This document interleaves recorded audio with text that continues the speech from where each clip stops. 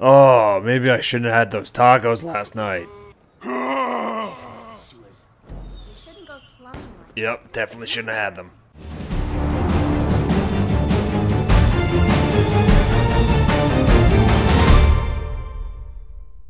Howdy folks, my name is Richie aka Bog Otter, and I'm back with another Guild Wars 2 review preview where I take a look at the patch that's currently in place and give it a review, and also look at a preview of next week's patch. The Fractured patch has landed, and with it some updates to the Fractals of the Mist mini-dungeon system. Back in August, the community voted for Ellen Keel to be a member of the Captain's Council in Lion's Arch, and one of her campaign promises was that she would give us research into the Thaumanova reactor. And now we have a brand new fractal that you can go in and experience. And let's talk about the Thaumanova reactor. It's a pretty fun fractal overall. I like the bosses. That's the best part about it for me. The slime boss, Subject 6, actually has some pretty cool mechanics and is fun to fight. But the real treat of the dungeon is the Thaumanova anomaly, which is the final boss of the fractal.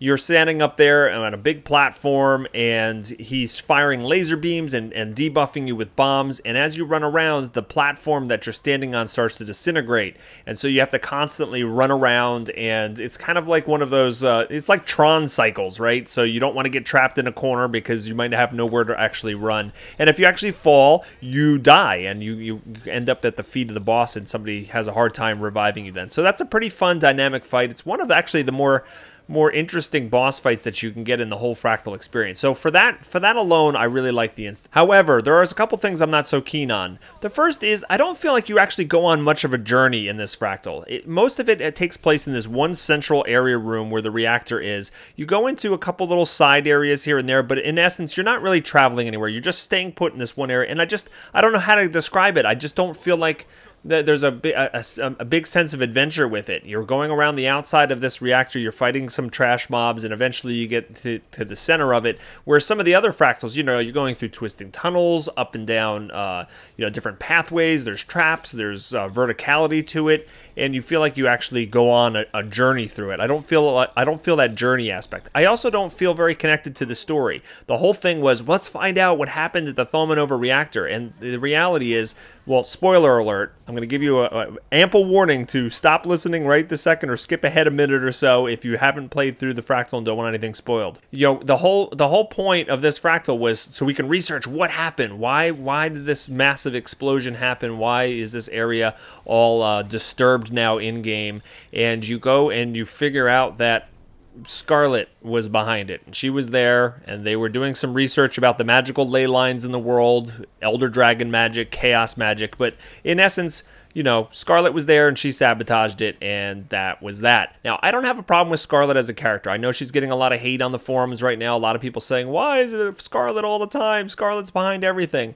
And yeah, I don't have a problem with her, but I do feel like we didn't really learn anything besides the fact that she was behind it. It would have been cool to learn something about the Elder Dragons or something about, what's going on in the world, the larger story, but we didn't. We just got Scarlet was there, magical ley lines, and poof, the instance is over. Now, the thing about Scarlet, let me just talk about this for a minute or two. People are kind of getting sick of her. She showed up a lot of the patches, and pretty much the entire storyline this entire year, 2013, has revolved around her, whether we knew it or not. She was there at Flame and Frost because she was behind the Molten Alliance. She was there with the Sky Pirates and the Aether Blades. She's there at the Queen's Jubilee, and, now she's showing up once again. So people are, understandably getting a little bit sick of seeing this recurring character. But you have to keep in mind a couple things. First of all, she was decided to be a part of the Thaumanova reactor back in August when we voted this fractal in place, right? That's when the designer started working on this instance. And at that point, Scarlet had just been unveiled as part of the Queen's Jubilee, so it's not like we were sick of her then. In fact, a lot of people had a very positive reaction to her the very first time we saw her. We'd been waiting for this mysterious Scarlet character to kind of rear her ugly head, and she did, and she was kind of like funny and kind of had that Harley Quinn vibe going for her. And so at that point, they actually decided to put her into the Thaumanova reactor, and the community was generally pleased with her. Now, there is a lag between what the community, has a reaction to and what the developers can put into the game. So right now we are, the community at large is not really impressed with Scarlet anymore, and we're kind of getting a little bit sick of her. And but any plans that they put into place right now to deal with Scarlet or to move the story forward, we won't see until sometime early next year. So there's a lag between what ArenaNet is able to do with their narrative and when we actually see it. So keep that kind of thing in mind when you're thinking about the story and how ArenaNet is crafting their narrative. I do think that they need some better way to tell the story in-game, because a lot of the details of what's going on is actually just written in these short stories they post on the website. Like all of the backstory between Scarlet, you don't get much of it in-game. She just seems like this crazy, maniacal, Sylvari just running around wreaking havoc everywhere. But if you actually read the story that they posted online, you get to see that she was not content just, doing what the Pale Tree said, and she went on a knowledge quest, and she visited all the different races and spent time at the Asura colleges and did all this kind of stuff. And, it gives you a little bit of a sense of who she is. I wish there was a way that they can, permeate those stories inside the game so that you don't have to go outside the game to learn it. I know that's a very challenging thing. It's easier for me to just say they should do this. I don't know how, but I just wish there was some way to kind of connect it a little bit. In addition, I think the narrative has to be more condensed. We have to have more story arcs that actually complete in a shorter period of time, and not just have one overarching story that lasts an entire year. Because you can see, for players that are really into it and love all the characters and everything's going on, it works fine. But if some people get a little bit bored, or they feel like it's dragging on a little bit too long, it could actually spell a big problem for people who are interested in the lore and the story. In addition to adding the Thumb and Over Reactor Fractal, they actually added modified versions of the Molten Weapon Facility and the Aetherblade Retreat dungeons, and those are new fractals as well. This is great. I think that they need to do this more often, actually put more things in the fractals so that it keeps it fresh. It keeps the randomization up so that you constantly, experience different things every time you go in there, and you don't get bored as easily. Fractals is all about running it as many times as you can, getting the difficulty level up, and it's meant to be repeated over and over again. So the more variety they have in there, the better. Along that note, I also think it's a really good change that they added more boss fractals. First of all, it's great that you now have a boss fractal at the end of every difficulty level, so it's not confusing anymore. Like, oh, when do you get the bosses? Only on the even numbers. So that was kind of weird for players to get used to. But I love the fact that now we don't always face the Jade Maw. We now can face the boss of the Aetherblade Retreat and the Molten Weapon Facility. So that's Mytrin and the Molten Duo. And so those are really fun boss fights, and it kind of, again, shakes it up and makes things more varied. Now, there's a bunch of other fractal changes that they are just overall really improve the experience. The first and biggest is the fact that progression in fractal difficulty is now account bound. So you don't have to work on leveling up an alt separately. If you suddenly want to switch characters, you're tired of playing your Necromancer, you want to play a Ranger, but you can't do fractals because now you're back to level 1. That's all gone, and that is just an amazing change, and kudos to ArenaNet for implementing that. The length of the fractal runs are now more normalized, so you don't have a chance of getting like 3 incredibly difficult and long fractals in a row in your random set. They put an easier or shorter one first, ones of medium difficulty and length second, and your final one will always be the most challenging or the most lengthy. So I've run this a few times already, and it already seems better. You're not just sitting there going, oh, I got Dredge and then Cliffside and then something other that's long. It's actually much better.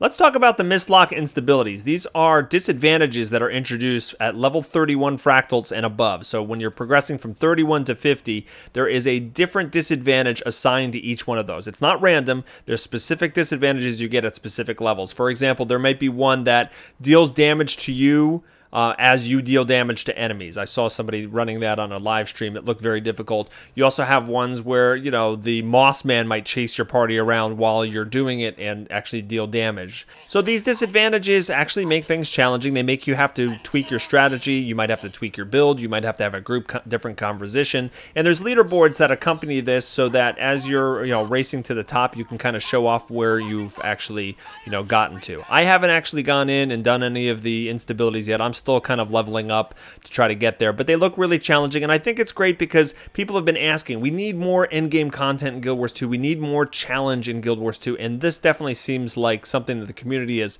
enjoying, and it definitely seems challenging. They also made it clear that they have room for expansion. Right now, the maximum level difficulty is 50, but they can add in 10 more levels with a patch and new mislock instabilities to make it challenging, and I think that's really cool. I do think they just need to more often visit the Fractals of the Mist. I think throwing in a new fractal, just a random fractal, you know, every couple months or so would really help to spice it up.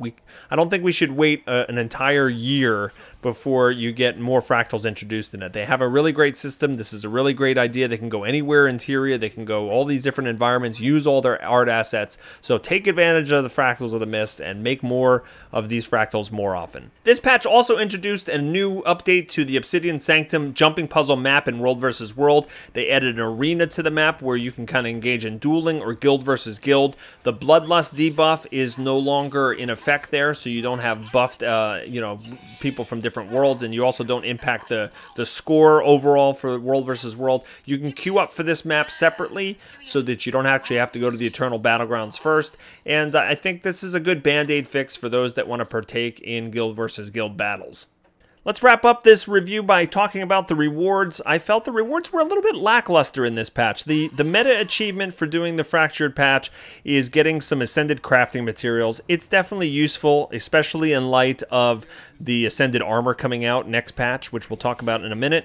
But it's not sexy. It's not exciting to get crafting materials, even though, you know, they are useful. They also updated the fractal rewards so that when you're running fractals, you actually get gold now. You also have a chance to get Ascended weapons, Fractured weapons at lower levels, and they kind of just did an overhaul overall. I wish they gave you more things to spend your fractal relics and pristine fractal relics on. I also don't love the fact that you're getting these drops for agony resistance now. So now you have these +1 agony resistance infusions that you get as common drops in the fractals, and what you do is you combine them using your artificer skill to make a +2. So if you take 2 +1 and you add a thermocatalytic reagent, you actually are able to make it into a +2.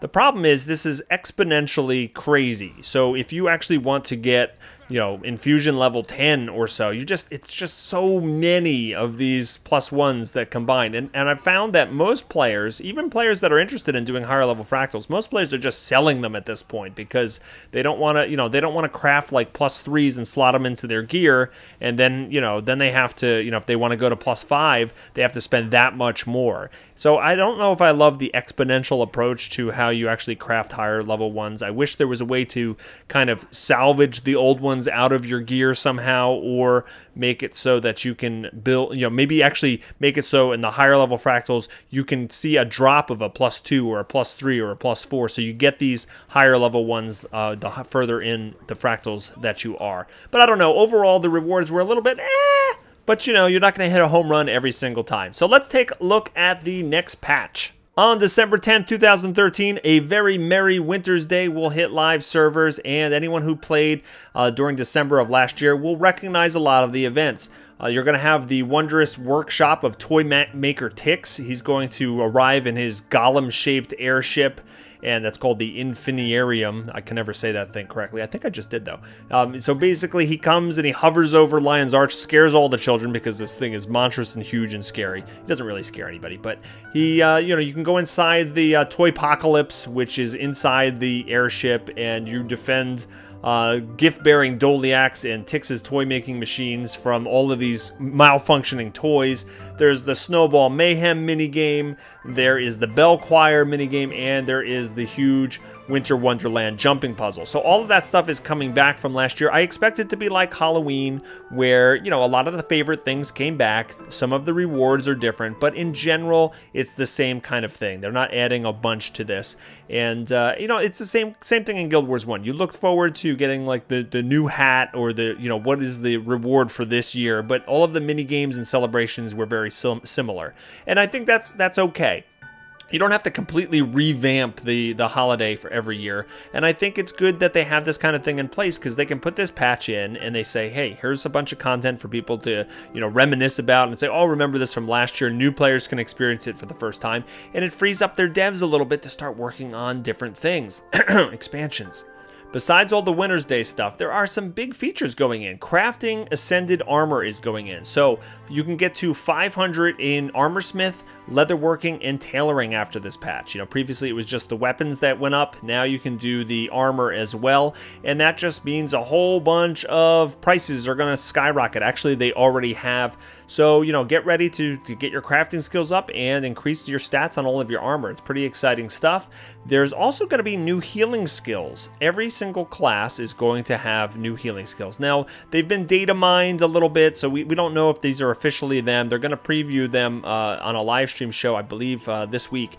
They are going to be mostly focused around healing you as you deal damage or healing you as you take damage. And so it's kind of interesting. Now, they said that the healing skills were chosen first for a variety of reasons, but, you know, mostly because you know, there's not a lot of variety to the heal skill right now, and this would kind of help give other players different choices, and they kind of wanted to look at it. I personally think that, you know, they're taking a little bit of a safe route here. They want to introduce new skills. They want to introduce new utilities and new elite skills, and eventually probably even new weapons skills. But they want to start slowly and make sure they don't mess this up. You don't want to like throw the balance of the entire game out of whack. And I think the healing skill is probably the safest way to do that. So they can kind of get their feet wet a little bit about, you know, seeing what kind of impact making some changes like this has. And yeah, I think it's going to be interesting. I'm not excited per se about a new healing skill, but I am interested in seeing how they develop this horizontal progression long term. Because if they continue to add new skills for the classes and for weapons and different things, then you can all of a sudden have different kinds of progression in the game. And yeah, I'm really interested to see what kind of happens with that. There's also going to be a big balance update. You can check out, I'll put a link in the description, you can check out all of the major changes that are coming in for your classes, but this is a big balance update. In addition, they also announced some upcoming changes to how PvP works. So there was a blog post giving us a PvP roadmap, and some of the changes are going into the December 10th update. Some of them you have to wait a little bit longer. But on December 10th, gold and experience will be earned in PvP as a reward. So as you're doing matches, you will be able to actually earn gold, and you can spend gold and glory to purchase account-bound Tomes of Knowledge. And the Tomes of Knowledge are the consumables that allow you to gain levels. So for the first time since the inception of the game, you can play PvP and actually level up your character by doing so, which is really kind of cool. Now, they are also looking to change the way gear works in the future. This is not coming in this next patch, but they want to eliminate the difference between PvP and PvE gear. So now you can earn stuff in PvP and wear it in PvE, and vice versa. You'll be able to bring your legendaries into a PvP match. So I just think that this needed to happen really badly. You know, right now it feels like two completely separate games. PvE characters go into the mist. They can't even recognize their character because they're wearing completely different armor. And, you know, people that play exclusively PvP might feel like weird anytime they go to Lion's Arch, and, you know, they just don't, they're not leveled up maybe, or they don't even have any of the gear they've unlocked. So making it so the skins, you know, interact across the account is a very, very good change, and I think everyone on both sides of the fence are very happy with this change. I don't know when we're getting this, but hopefully sometime soon. They're also going to update the reward system for PvP, and they're going to allow people to set goals for what rewards they want to work towards. And they're not ready to talk about this. We don't have any details. We do know that there were some data mined PvP legendary items, so maybe that's kind of what they're kind of working towards. Eventually, when this system is in place, they're going to be removing glory as a currency entirely. They're going to give you fair warning so you can spend it in advance, but gold will be the standard currency across the entire game at that point. So I can't wait to see what that is. That's very curious. It makes me stroke my non-existent beard and go, Finally, on the PvP front, again, another change that's coming in the future, not in this patch, is they are adding ladders and seasons. Players will be divided into divisions, will earn points for playing to work their way up the ladder. At the end of the season, they're going to get PvP-specific rewards, both for their ladder standings and for their level of participation. Once the ladders are in place, ranks will be retired. Now, the players that already ranked up a whole bunch and spent a lot of time doing so, they're going to be able to keep their unlocked rank finishers, and they're going to earn a special title to show what rank they were. And variants of the existing rank finishers are going to move into the ladder system. So the old ones, the original ones, will never be earnable again, so you'll be able to say, hey, look, I was, you know, a Doliac, or me, I'm a rabbit of the original ranking system, but now they're going to have this ladder system in place with completely new finishers. I know not everybody is thrilled about that last piece, but overall, I like the direction that they're going with PvP, and hey, maybe they'll even entice a PvE player like me to jump in there more often. So that's going to wrap things up, folks. I hope you enjoyed this Guild Wars 2 review preview. Let me know what you think of this video in the comment section below. What did you like about the patch that's currently in place, and what are you looking forward to during the Winter's Day patch? Let me know in the comments below, and hit that like button, and that share button, and that favorite button. Hit all the buttons, and especially the subscribe button, so you can be notified when future videos are released. I hope everybody has a fantastic day, and I'll see you next time. Goodbye!